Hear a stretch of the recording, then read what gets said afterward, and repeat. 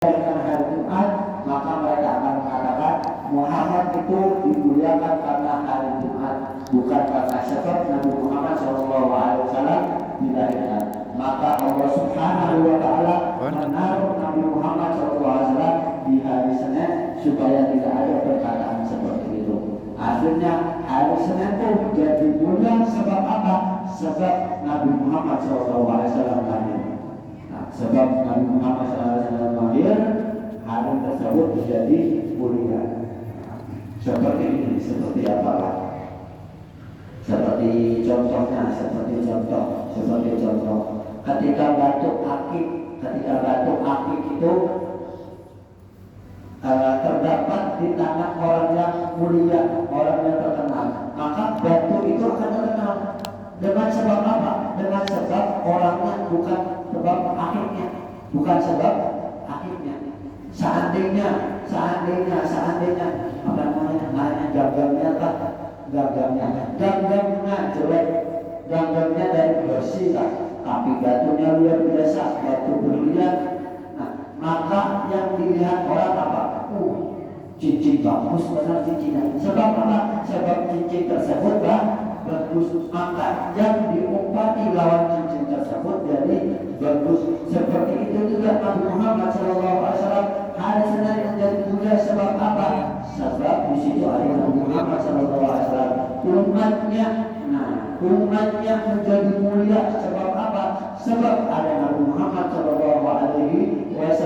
Dengan itu Allah Subhanahu wa Ta'ala mengatakan kepada Nabi Muhammad SAW, ketika Nabi Muhammad SAW ini urut sedikit ceritakan tentang ketika di mana Nabi Muhammad SAW detik-detik sakaratul mautnya Nabi Muhammad SAW.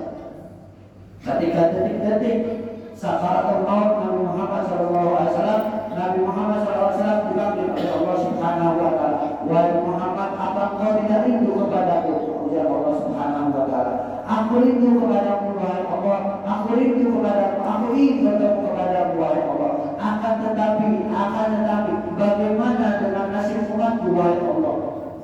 Bagaimana dengan nasib umatku yang dipikirkan oleh Nabi Muhammad SAW, yaitu umatnya yang dipikirkan. Amal kita hendak meninggal berkumpul beradaan tanah di situ jangan dijual, rumah di situ jangan dijual, tanah di sana jangan dijual. Kenapa? Apa orang? Mudah-mudahan kita sudah boleh berada di masyarakatnya sudah. Ya, kita masih mengingati dunia kita. Nabi Muhammad SAW masih mengingat kita. Tiga kejadian di mana empat sampai di akhirat. 4 kejadian di mana Nabi Muhammad SAW memikirkan kita.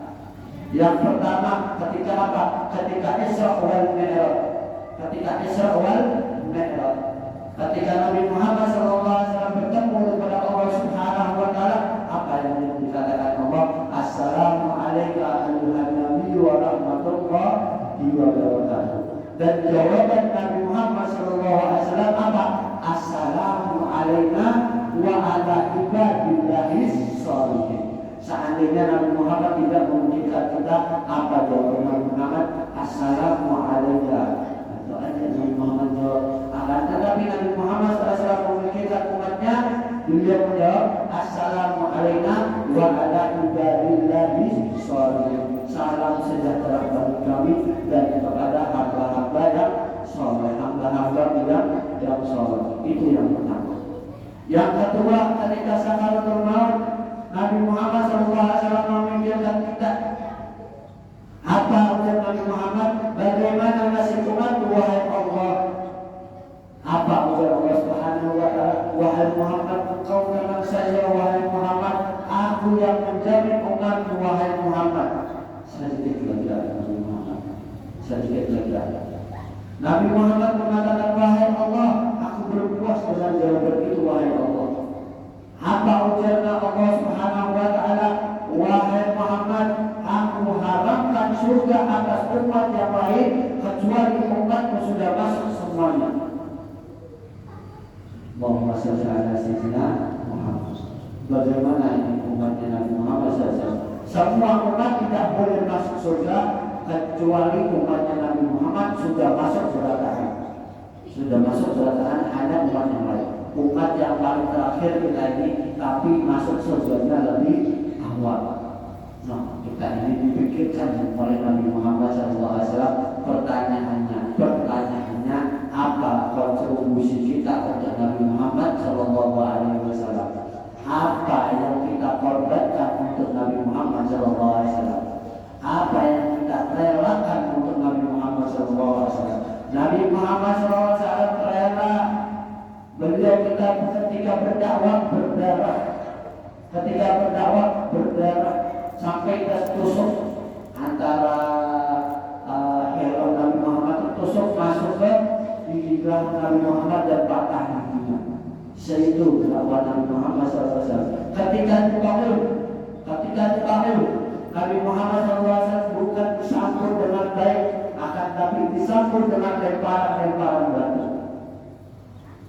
Kita ini sebagai umatnya, apa yang kita lakukan itu Nabi Muhammad SAW. Kita banyak mengeluh ketika dunia kita masih sempit. Ketika kita banyak duit sudah lupa kita kepada Nabi Muhammad SAW. Ketika kita tidak ada duit, waktu sudah sempit, banyaknya penyakit, hanya kita ingat kepada Nabi Muhammad SAW. Apa kita kontribusi kita untuk Nabi Muhammad SAW?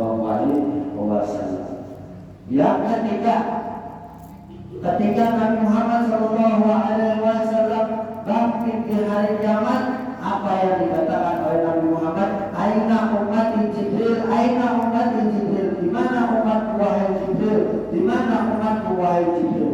Yang dipikirkan oleh Nabi Muhammad yaitu umatnya.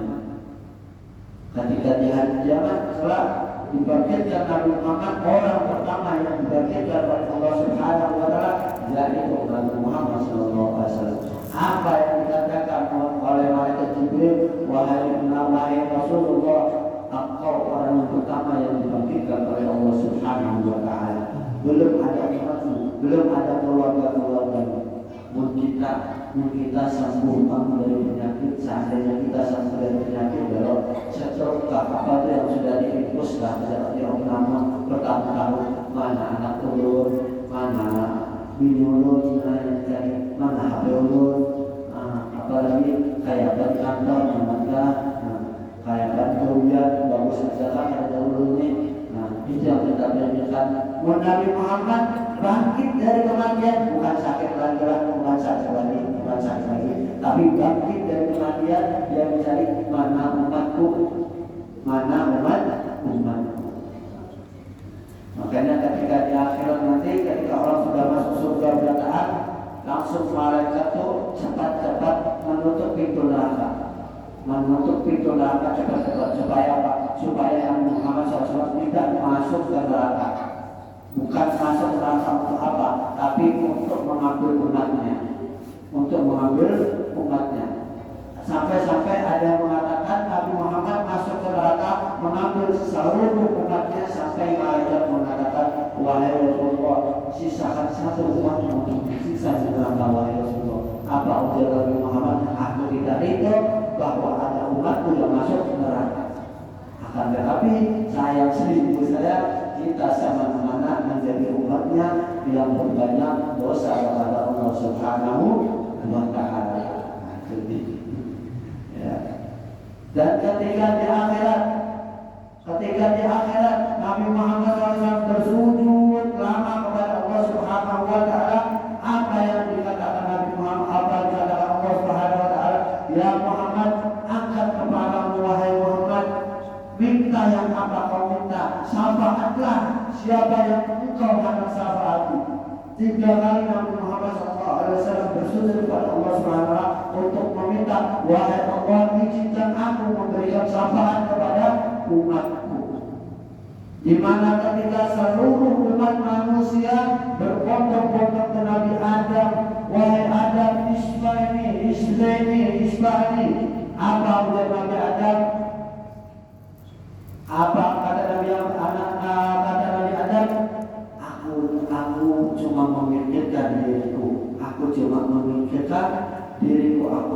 kepada Allah Subhanahu wa Ta'ala. Engkau larilah kepada Nabi Nuh, itu adalah abu besar kesalahan. Lari ke Nabi Nuh, minta pertolongan kepada Nabi Nuh. Nabi Nuh alaihissalam, apa udah Nabi Nuh? Tidak bisa, aku cuma diriku sendiri. Kalianlah minta kepada Nabi Ibrahim Khalilur Rahman. Lari berbondong-bondong manusia ke Nabi Ibrahim.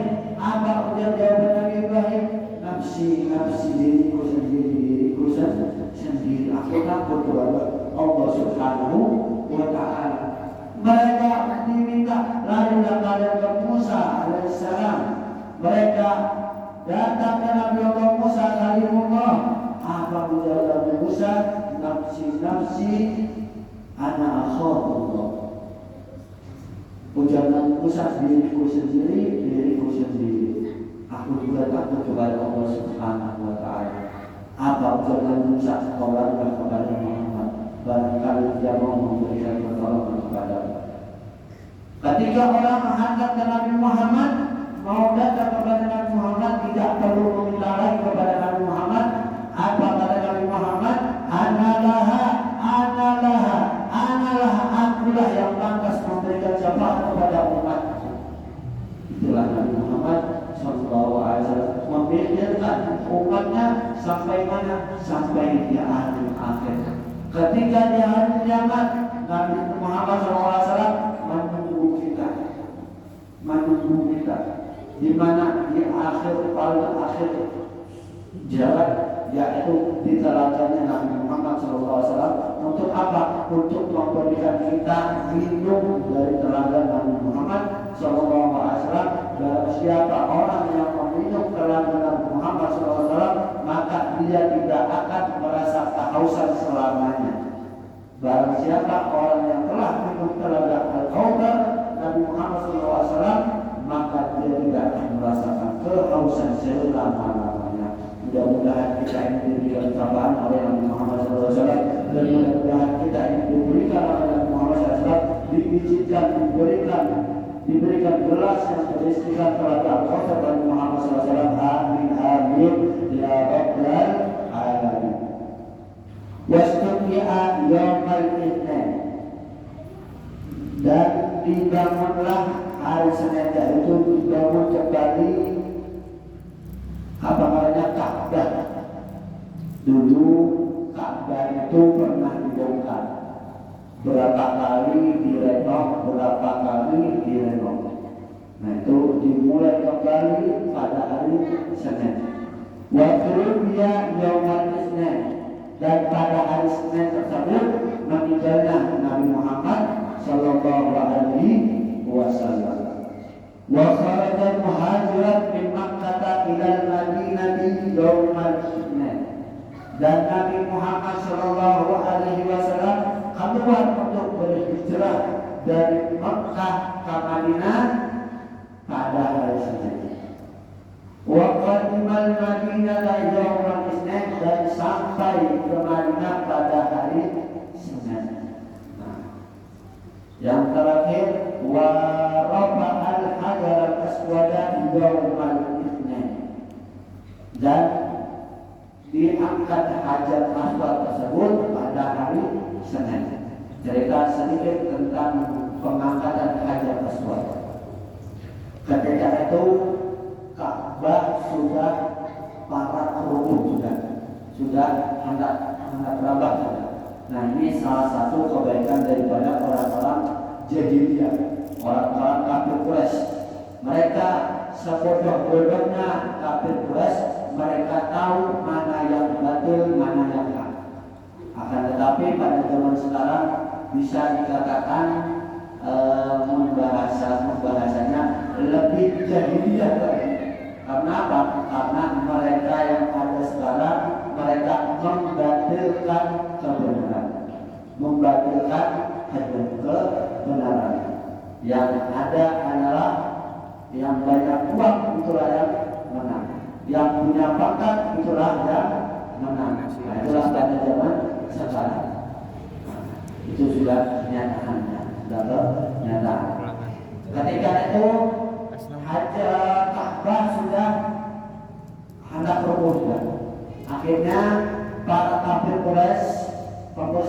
Bangsa Quraisy merundingkan bagaimana supaya Ka'bah ini terbangun kembali.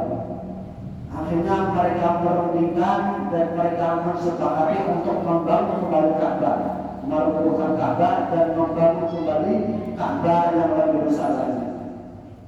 Dan mereka memberi syarat, satu syaratnya untuk membangun Ka'bah tidak boleh ada uang haram di situ.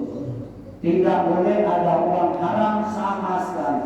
Tidak boleh ada uang subhat dan harus uang 100% asli. Nah itu orang juga. Mereka tahu hendak membangun Ka'bah, mereka memakai syarat apa? Harus pakai duit 100% asli, tidak boleh ragu-ragu itu haram. Menjawab sekarang Pak, dan haram menjadikan duit masjid duit korupsi diambil duit dari pembangunan masjid diambil lawan panitianya juga. Nggak ada bangun masjid tuh, jadi kemana duitnya banyak mulai itu. Saya masjid itu adalah suatu kebanggaan buat kita. Ketika kita sholat di situ, itu adalah warisan kita untuk anak-anak kita. Ketika satu sudah berumur, di mana kelak nanti anak-anak kita akan bergandeng, di mana anak-anak kita nanti cucu-cucu kita mau bergandeng di situ. Karena masjid ini adalah suatu ibadah yang sangat luar biasa. Dan di situ juga sedekah yang sangat luar biasa. Tiga amal yang tidak akan terputus ketika orang sudah meninggal. Salah satunya yaitu amal jariah. Seandainya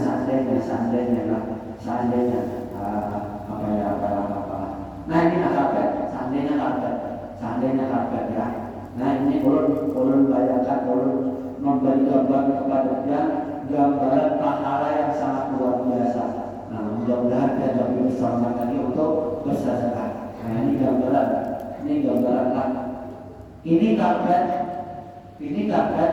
Selama ada orang sholat di atas karpet sini, dia akan mendapatkan pahala seperti orang yang sholat tersebut. Seandainya dia sholat wajib, maka dia mendapatkan pahala sholat wajib. Orang membaca Quran di atas karpet ini, maka orang tersebut dia juga mendapatkan apa? Dia mendapatkan pahala Al-Quran tersebut. Sampai kapan? Sampai tidak ada orang lagi yang membaca Al-Quran di sini. Sampai orang tidak ada membaca lagi Al-Quran di sini. Misalnya sudah meninggal di mana? Misalnya ada yang meninggal, yang menyumbang sudah meninggal. Apakah sedekah tersebut masih mengalir? Masih mengalir meskipun dia sudah meninggal. Pahala tersebut masih dikirimkan ke kubur dia. Tidak bakal terputus oleh Allah Subhanahu wa Ta'ala. Kapan diputusnya? Sudah ada dipakai lagi. Karpetnya sudah tidak ada dipakai lagi, maka amal tersebut berhenti. Ketika pihak-pihak membangun menyisihkan duit dia untuk masjid, untuk membangun masjid, maka apa? Selama masjid tersebut terbentuk kokoh dan gagah, maka pahala dia akan selalu dikirimkan oleh Allah Subhanahu wa Ta'ala kepada kalian kubur setiap bulan. Itu dia pahala yang sangat luar biasa. Dan juga sedekah ini tidak main-main pahalanya. Sedekah ini tidak main-main pahalanya. Di dalam kitab Fawaidul Mukhtar dikatakan, bukan dari kitab Fawaidul Mukhtar. Salah satu cerita daripada Nabi Musa alaihissalam.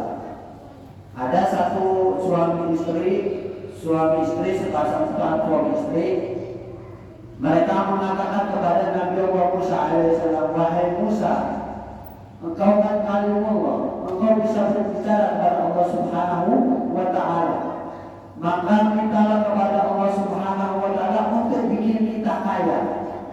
Mereka meminta kepada Nabi Musa untuk minta kepada Allah supaya mereka bisa kaya. Akhirnya Nabi Musa minta kepada Allah Subhanahu wa Ta'ala, wahai Allah, ada sepasang suami istri meminta kekayaan kepadamu.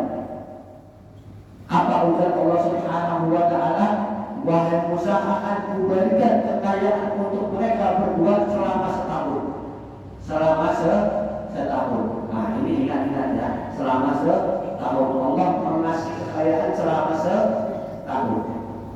Setelah diberi kekayaan, apa yang dilakukan oleh suami istri tersebut? Suami istri tersebut mengatakan, wahai ayah, berhubung kita ada duit, mari kita puas-puas untuk bersedekah kepada Allah Subhanahu wa Ta'ala. Mari kita puas-puas berbuat baik kepada Allah Subhanahu wa Ta'ala. Mari kita gunakan baik-baik uang tersebut.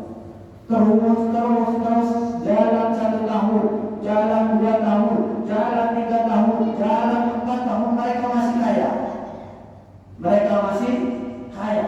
Tak heran-heran Nabi Musa. Tak heran-heran Nabi Musa.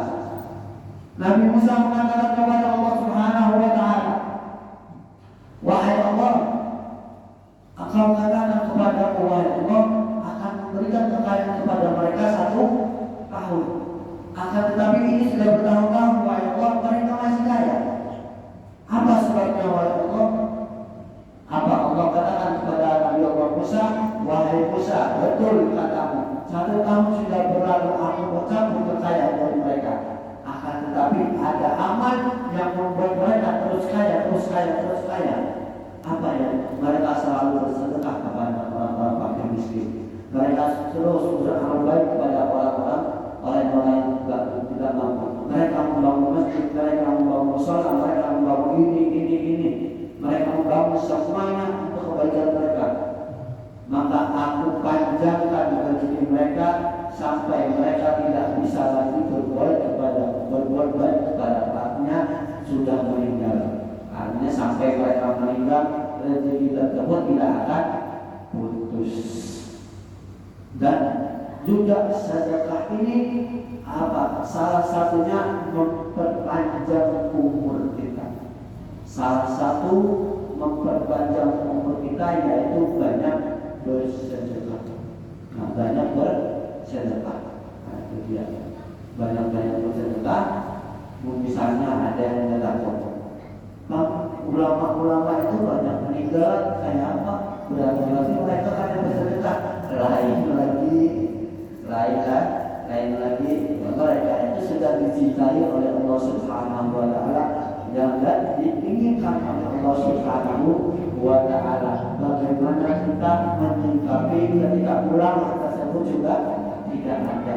Bagaimana keadaan kita ketika ulama tersebut diambil oleh Allah Subhanahu wa Ta'ala. Misalnya ulama-ulama yang ada dunia ini tidak dicabut oleh Allah Subhanahu wa Ta'ala, mungkin kita masih berharap kepada mereka. Mungkin kita masih berharap kepada mereka dan tidak berharap kepada Allah Subhanahu wa Ta'ala. Makanya Allah ambil ulama-ulama tersebut, Allah ambil cabut ilmu yang ada di ulama tersebut supaya apa? Supaya kita bisa mandiri lagi, supaya kita bisa mencari ilmu yang banyak-banyak tanpa ada ulama tersebut. Itu caranya Allah Subhanahu wa Ta'ala untuk menjadikan kita mandiri. Nah, itu dia. Walau fa'al hajar aswad. Nah, ini dia ceritanya. Belum contoh lagi. Ketika itu mereka membangun duit sedikit mereka kumpulkan dengan duit yang halal sampai terbangun, sampai sudah banyak duitnya, akhirnya mereka bangun Ka'bah tersebut. Akhirnya Ka'bah tersebut panjangnya lebarnya tidak cukup. Makanya mereka membangun Hijr Ismail. Ada Hijr Ismail seperti ini. Kayak orang mereka naulun yang gambaran.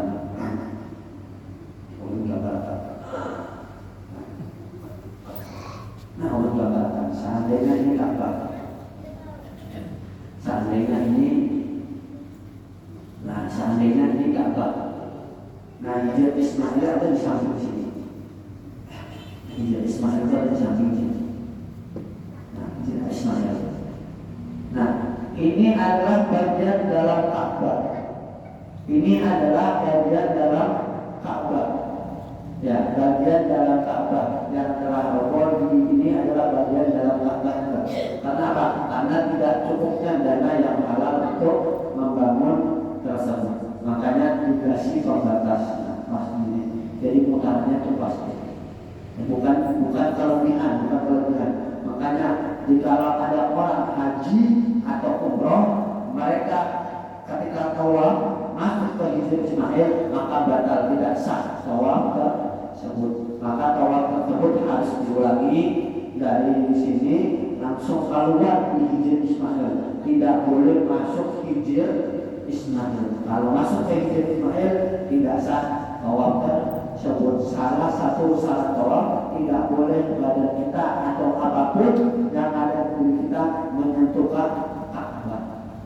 Apalagi masuk ke Ka'bah. Kita masuk ke Hijr Ismail berarti kita masuk ke dalam Ka'bah. Nah, itu dia. Seperti itu. Nah, itu dia. Nah, itu dia. Itu adalah Hijr Ismail.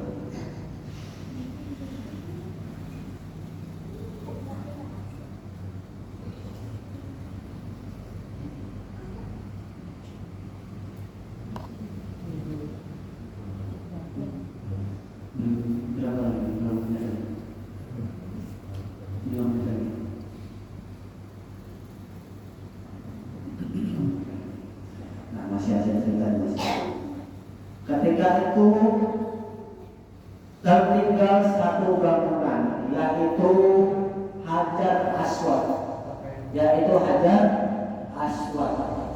Mereka para pembesar Quraisy, mereka mau mengangkat Hajar Aswad ini ke tempat Ka'bahnya kembali ke tempatnya, memperebutkan sampai mereka mau mengangkat pedangnya untuk perang membela supaya pembesar tersebut mendapatkan kemuliaan mengangkat Hajar Aswad. Akhirnya salah satu pembesar Quraisy mengatakan sudah cukup, kita di depan Ka'bah tidak boleh seperti ini. Kita bikin kesepakatan saja. Apa kesepakatannya? Siapa yang masuk ke Masjidil Haram terdahulu itu yang mengangkat Hajar Aswad. Oke, sepakat berkata. Dihadani sampai jam 12 jam. Ternyata yang pertama kali masuk adalah Nabi Muhammad. Yang pertama kali masuk Nabi Muhammad. Oh, Al-Amin yang masuk terdahulu, yaitu Al-Amin, yaitu julukan Nabi Muhammad. Oh, Al-Amin yaitu terpercaya. Oh, Al-Amin yaitu Muhammad. Ayo kita sepakat tidak? Kita sepakat. Lagi-lagi Nabi Muhammad masih memikirkan yang lainnya. Ketika Nabi Muhammad dikatakan gini-gini ceritanya, oh gitu ya. Ya udah, Nabi Muhammad mengambil sorban. Nah, ulun perlu 4 orang dah. Nah, ulun perlu 4 orang. Ada 4 orang yang nak jadi yang bantu ulun. Nah, ada 4 orang yang bantu ulun kan. Nah, ulun perlu 4 orang. Nah, ulun perlu 4 orang. Nah, ulun perlu 4 orang. Satu ujung. Nah, dua lagi ada ini kan? Dua lagi. Nah, satu lagi. Nah, kita anggap ini pembesar Quraisy. Oleh Nabi Muhammad anggap ini Hajar Aswad ya. Nah, ini Hajar Aswad. Ini anggap Hajar Aswad. Ditaruh kembali di sini Hajar Aswad. Mereka antarkan Hajar Aswad ke Ka'bah. Nah, biar ke sini. Nah, mereka antarkan semua pembesar Quraisy kemana? Ke dalam Ka'bah. Yang menaruh sendiri ke dalam Ka'bah yaitu Nabi Muhammad. Maka di situ Nabi Muhammad mengizinkan bahwa yang membawa hajat aswad bukan Nabi Muhammad aja, tapi semua pembesar Quraisy. Nah, itu juga kehadiran Nabi Muhammad Sallallahu Alaihi Wasallam. Nah, itu dia. Kita mau seandainya kita nih ada apa yang sangat mulia, kadang-kadang bergantian orang, aku diminum dihamsakan itu sudah. Akan tapi Nabi Muhammad masih memikirkan yang lainnya, bagaimana supaya pembesar Quraisy ini mengangkat hajat aswad juga. Kayak benarnya, kayak itu tadi dibentangkan surga Nabi Muhammad, hajat aswad diangkat di tanah. Habis itu mereka pembesar Quraisy mengangkatkan ke Ka'bah, dan Nabi Muhammad SAW mengangkat hajat aswad balik ke tempatnya lagi. Nah, itu dia pemikiran Nabi Muhammad SAW untuk para pembesar kafir Quraisy. Seandainya satu pembesar Quraisy yang tidak bukan, akan jadi omongan yang sangat luar biasa, atau bisa-bisa menjadi perang yang sangat luar biasa. Muhammad tidak adil, masa kafir Quraisy daripada golongan ini tidak boleh mengangkat hajar aswad. Nah, maka akan terjadi omongan seperti itu. Makanya Nabi Muhammad SAW memikirkan cara seperti itu supaya semuanya agak bahwa pembesar mereka mengangkat hajar aswad.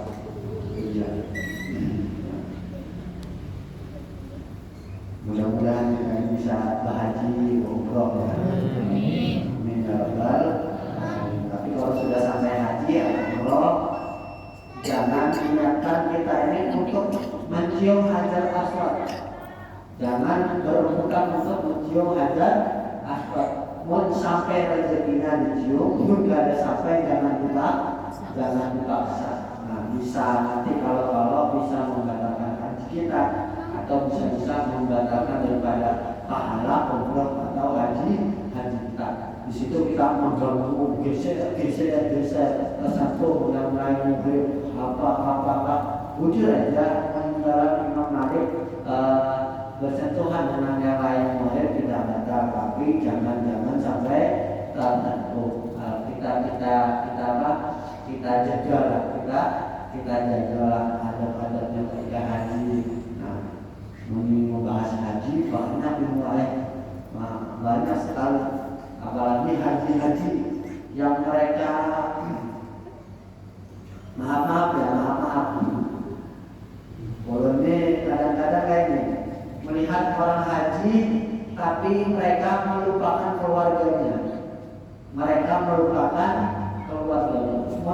pulang sebulan sekali haji tiap tahun, tapi mereka lupa keluarganya. Dari syarat haji dan umroh harus ada bekal.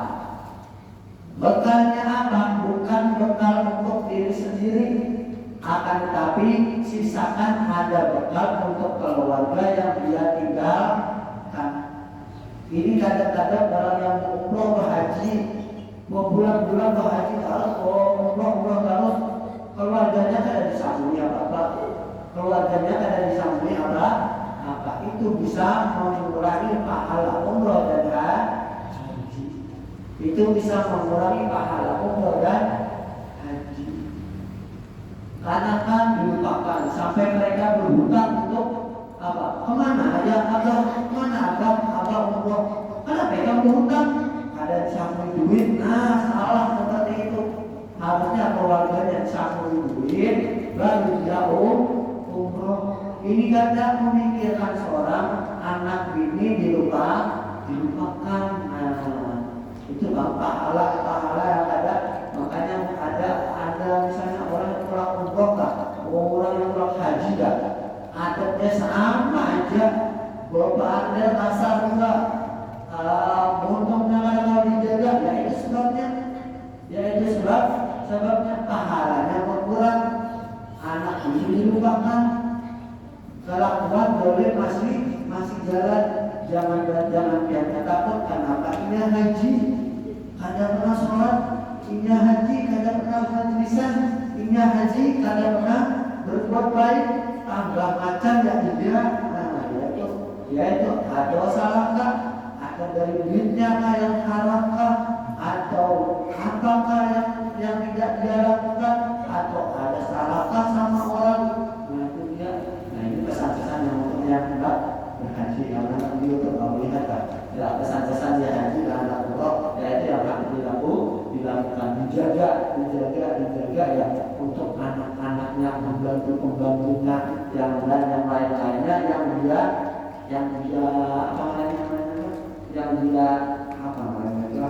dia jamin ketika dia ada di Indonesia.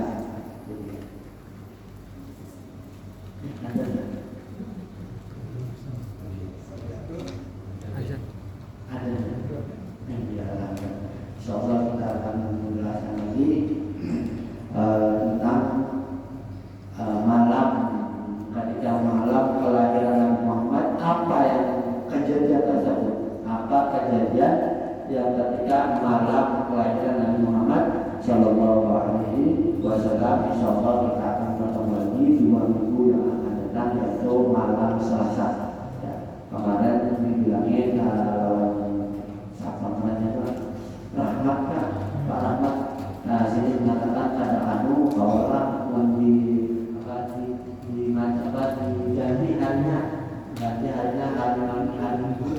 hari buka, hari Selasa. Rasanya dulu karena Allah mengajar dua, kalau enggak baru mengajar dua baru biasanya Allah mengajar 2 sampai 4.